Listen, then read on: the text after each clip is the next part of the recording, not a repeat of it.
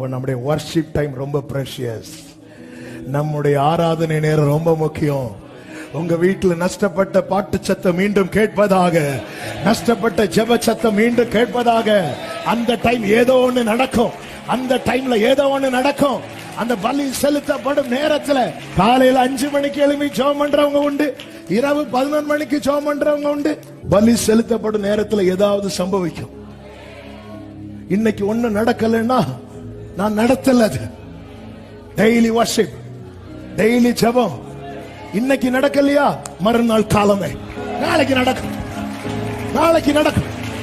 இன்னைக்கு நடக்கலையா நாளைக்கு நடக்கும். வர்ஷிப் பண்ணுங்க. வலிக்குன்னு சொல்லி ஆராதிக்காம இருந்துராத, வலிக்குன்னு சொல்லி பாடாம இருந்துராத. உனக்கு கொடுத்த கிருபை அது. உன் பாட்டை அவர் ரசிக்கிறார். உனக்கு கொடுத்த கிருபை அல்லவா. உங்கள் வீடுகளில் வேத புத்தகம் திறக்கப்படுவது போல பாடல் புத்தகங்களும் திறக்கப்படுவதாக.